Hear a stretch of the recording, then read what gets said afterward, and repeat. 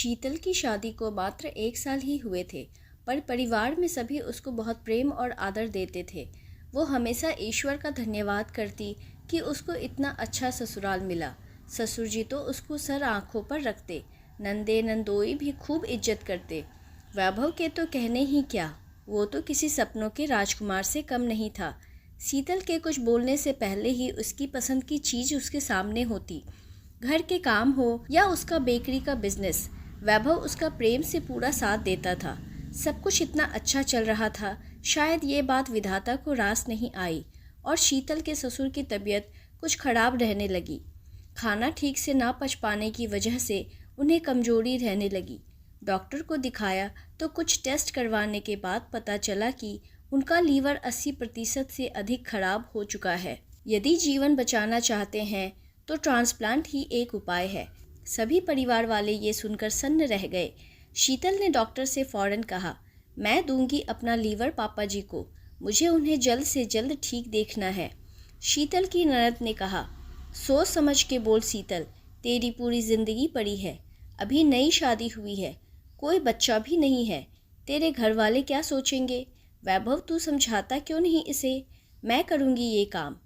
Doctor ने सभी को शांत कराते हुए कहा, देखिए पहले डोनर का टेस्ट होगा, जिसका लीवर पेशेंट से मैच होगा वही डोनेट कर सकेगा।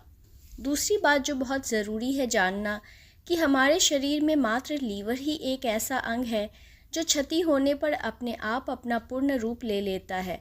लेकिन आपके पिताजी का लीवर अब उस स्टेज में नहीं है, तो लीवर डोनर की जान को कोई खतरा नहीं है, लेकिन हाँ, उसे ठीक होने में कुछ साल लग जाएंगे। डॉक्टर की बात सुनकर सबने चैन की सांस ली और उन्होंने टेस्ट की तैयारी करने को नर्स से कहा। टेस्ट में सिर्फ शीतल का ही लीवर उसके ससुर से मैच हुआ, मानो ये पुण्य ईश्वर ने उसकी ही किस्मत में लिखा हो। ट्रांसप्लांट की डेट 10 दिन बाद की मिली। जब ये खबर शीतल के घर वालों और दोस्तों को मिली तो सभी घबरा गए। उसकी माँ उससे मिलने आई और अपनी बेटी के प्रति अपनी चिंता जताई।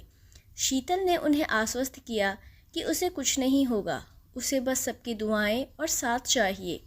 शीतल का माथा चूमते हुए उसकी माँ ने कहा, बेटा तू बचपन से ही ऐसी है, हमेशा दूसरों के दर्द को अपना बना लेती है। मुझे तुझ पर गर्व है और मेरा आशीर्वाद और साथ हमेशा तेरे साथ है। लेकिन एक माँ के मन की चिंता का क्या करूँ, जो कोई लॉजिक कोई तर्क नहीं मानता। ओह माँ, आप बिल्कुल मत डरिए, भगवान सब अच्छा करेंगे, शीतल ने माँ को गले लगाते हुए कहा। तभी एक करीबी सहेली का फ़ोन आ गया। वो उधर से दनदनाते हुए बोली, ओ हीरो, क्या बात है, ये क्या पागलपन है, हैव यू लॉस्ट इट। अरे क्या हुआ है तुझे, कुछ बता तो, बस शुरू हो गई। शीतल तू मेरी पक्की सहेली है, तुझे लीवर देने के बाद कुछ हो गया तो क्या होगा हम सबका। और वैसे भी वो तेरे पापा थोड़े ही हैं, छोड़ ना यार। कुसुम मुझे कुछ नहीं होगा, और भले वो मेरे पापा नहीं हैं लेकिन वैभव के तो हैं और मेरे लिए भी पापा से कहीं ज़्यादा हैं। तू अपने घर पर ध्यान दे और इतनी केयरिंग होने के लिए थैंक्स।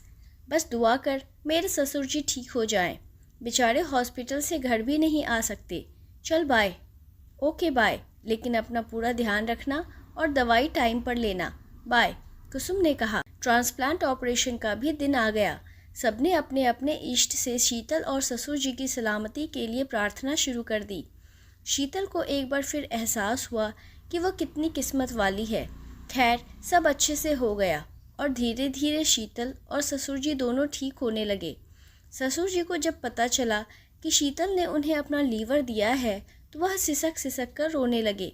शीतल ने उन्हें फौरन गले से लगा लिया और कहा, आप मेरे ससुर नहीं, मेरे पापा हैं। कभी कभी अपनों की तरफ बढ़ाया हुआ मदद का हाथ सच में मन को संतोष से शराबोर कर देता है ना। आपको यह कहानी कैसी लगी हमें कमेंट कर ज़रूर बताएं। नई कहानी सुनने के लिए हमारे चैनल को सब्सक्राइब करना ना भूलें। मिलते हैं एक नई कहानी के साथ, तब तक धन्यवाद।